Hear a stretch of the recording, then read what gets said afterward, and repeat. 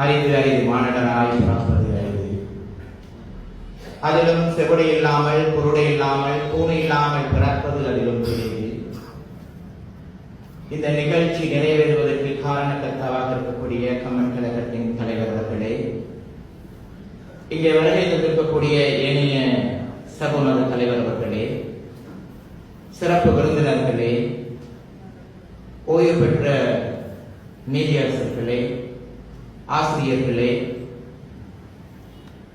பெற்றோர்களே, அன்பு நிறைந்த புண்ணியவான்களே, உங்கள் அனைவருக்கும் அன்பார்ந்த வணக்கம். எந்த பிறவில் நாம் எல்லாம் என்ன புண்ணியம் செய்தோமோ இப்பிறவில் எமக்கு எல்லாம் இந்த மனித பிறவி கிடைத்திருக்கின்றது. கிடைத்த மனித பிறவிலே ஒரு மனிதன் எப்படி வாழ வேண்டும், எப்படி வாழக்கூடாது என்பதுதான் இந்த உலகத்திற்கு தர்மங்கள் போதிக்கப்பட்டது. எவ்வளவோ பேச வேண்டும், நேரங்கள் போதாது. மண்ணுக்காக போராடியது மகாபாரதம், பொண்ணுக்காக போராடியது ராமாயணம். சைவமாக இருக்கலாம், பௌத்தமாக இருக்கலாம், ஏனைய மார்க்கங்களாக இருக்கலாம், இந்த உலகத்திற்கு போதித்தது விதியை முழுமையாக நம்பி. விதி என்றொன்று இருக்கின்றது, அதை யாராலையும் மாற்ற முடியாது. நடப்பவையெல்லாம் நடந்தேறும் என்பதை தர்மம் சொல்லியிருக்கின்றது. அன்பார்ந்த புண்ணியவான்களே, அன்று பாரத தேசத்தில் இருந்து சைவ சமயம் விதைத்த விதை பௌத்தம்.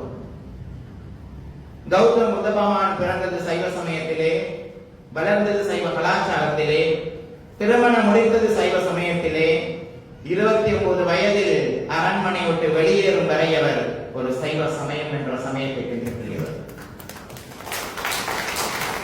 இன்று இலங்கை திருநாட்டிலே பல பாகங்களில் பௌத்த தர்மம் முக்கியமாக வளர்ந்திருப்பதற்கு காரணம் அன்று பாரத தேசம் இலங்கைக்கு கொடுத்த பிச்சை என்று சொல்ல வேண்டும். பாரத தேசத்தை ஆண்ட அசோக மன்னன் பிறப்பினால் ஒரு சைவம், தன் நண்பனாகிய இலங்கை தாயகத்துக்கு தர்மத்தை கொடுக்க வேண்டும் என்று நினைத்தால், ஆனால் யாரிடம் கொடுப்பது? தனக்கு பிறந்த 2 குழந்தை பாரத தேசத்தை ஆண்ட அசோக மன்னனுடைய மகன் மைந்த தேரரை துறவரம் அழைத்து தர்மத்தை இலங்கைக்கு கொடுத்து அனுப்புகின்றார். பெண் துறவிகள் உருவாக்க வேண்டும், அதற்கு பெண்கள் வர வேண்டும் என்ற காரணத்திலே அசோக மன்னனுடைய மகளை சங்கவித்தையை துறவரம் அழைத்து கௌதம் புத்த பகவானுக்கு ஞானம் பெறுவதற்கு உதவியாக இருந்த அரச மரத்தை கொடுத்து பாரத தேசத்தில் இருந்து இலங்கைக்கு அனுப்புகின்றார். சங்கமித்தை வந்து இறங்கிய இடமும் யாழ் நகரிலே தம்பகொடைப்பட்டன் என்கிற இடத்திற்கு தான் வருகின்றார். ஏன் இதை நான் கூறினேன்? பௌத்தமும் சைவமும் அண்ணன் தம்பி போல் இருக்க வேண்டிய 2 மார்க்கங்கள் என்று அவர்களுடைய சில சூழ்ச்சிகளால் என்று பிரிந்து கிடக்கின்றது. இது கவலைக்குரிய விடயம். கௌதம புத்த பகவானிடம் முதலாவதாக தர்மத்தை கேட்டவர்கள் 5 பிராமணர்கள். பொன்னஞ்சர், வப்பர், பத்தியர், மானாமர், அசஜி என்கிற 5 பிராமணர்கள் போய் கௌதம புத்த பகவானிடம் தர்மத்தை கேட்டார்கள். விதியை முழுமையாக நம்பினார்கள். வாழ்க்கையில் துறவரம் எவ்வளவு நிம்மதியை கொடுக்கின்றது, ஆத்மா விமோச்சனத்தை கொடுக்கின்றது என்பதை புரிந்து கொண்டார்கள். துறவரம் சென்றார்கள். 6 பேரால் ஆரம்பித்த இந்த கௌதம புத்த பகவானுடைய சாசனத்திலே இன்று பல நாடுகளில் தர்மம் இன்று மக்கள் கிடைத்துக் கொண்டிருக்கிறார்கள்.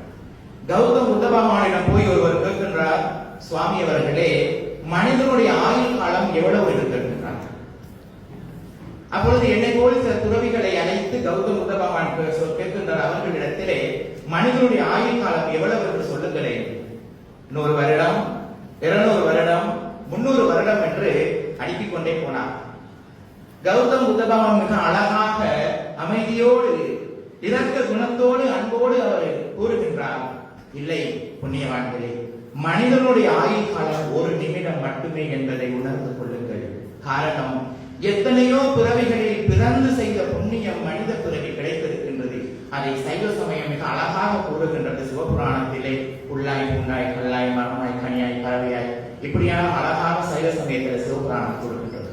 அப்பொழுது கௌதம புத்த பகவான் கூறுகின்றார், ஒரு மனிதனுடைய ஆயுள் காலம் 1 நிமிடம். மேலே எடுத்த மூச்சை கீழே விட முடியாமல் போய்விட்டால் அந்த கணமே ஒரு மனிதனுடைய ஆயுள் முடிகின்றது என்று அந்த நேரத்தில் அவர் சொல்லுகின்றார், அன்பார்ந்த மாநில பிறவிகளே, புண்ணியவான்களே, அந்த ஒரு நிமிடம் கண்களிலே நல்லதை பார்த்து புண்ணியம் சேர்த்துக் கொள்ளுங்கள். காதிலே நல்ல வார்த்தைகளை கேட்டு புண்ணியம் சேர்த்துக் கொள்ளுங்கள். பிறந்தவுடன் முதல் மனிதனுடைய பசியை போக்கியது தாயின் மார்பிலிருந்து வெளியாகிய பால். தாயின் மார்பிலே வாய் வைத்து பால் குடித்து முதல் பசியை போக்கி இந்த உலகத்தில் நீங்கள் மனிதனாக வாழ்கிறீர்கள். அந்த வாயால் பிறர் மனம் நோகும்படி ஒருபோதும் பேசிவிடாதீர்கள். அதுவே மகா பாவம் இந்த உலகத்திலே. ஆகையால் நான் அதிகமாக நேர எடுக்கும் விரும்பவில்லை. கிடைத்த மனித வாழ்க்கையை முழுமையாக முகத்திலே கண்களிலே கருணையை வைத்துக் கொள்ளுங்கள், முகத்திலே புன்னகையை வைத்துக் கொள்ளுங்கள். வாழுகின்ற ஒவ்வொரு நொடியும் கிடைத்த மனித பிறவியில் இறுதியாக என்ன நடக்கப் போகின்றது? இங்கே இவ்வளவு பேர் இருக்கின்றோம். இங்கே நான் காவி உடை அணிந்திருக்கின்றேன், மௌலவி வேறொரு உடை அணிந்திருக்கின்றார், எங்களுடைய ஃபாதர் ஒரு உடை அணிந்திருக்கின்றார்கள், நீங்கள் எல்லாம் ஒவ்வொரு உடை அணிந்திருக்கின்றீர்கள். இருந்தாலும் இங்கே உடம்புக்கு தேவை இந்த உடை அல்ல, அன்பு.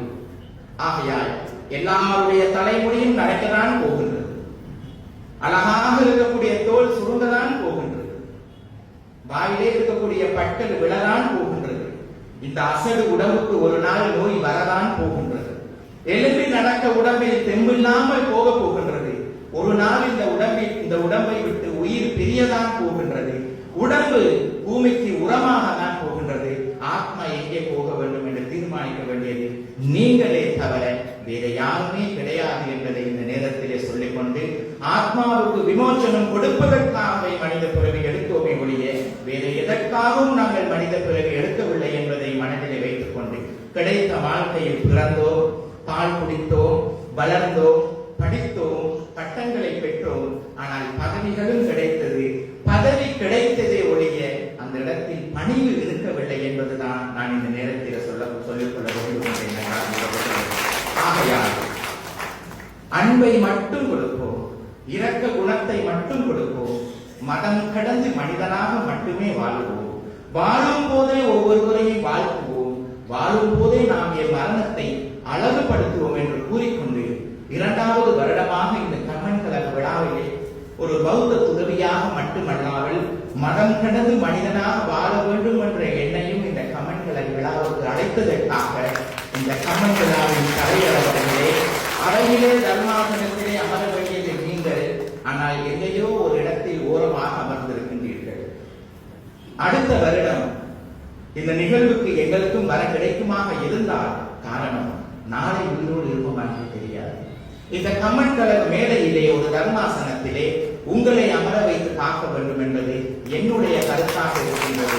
காரணம், தர்மாசனத்திற்கும் சிம்மாசனத்திற்கும் ஆசனத்திற்கும் வித்தியாசங்களும் வேறுபாடுகளும் இருக்கின்றது. இதை நான் புரிந்து கொள்ள வேண்டும். வாய்ப்பளித்த அனைத்து நல் உள்ளங்களுக்கும் நன்றி கூறி விடைபெறுகின்றேன். நன்றி.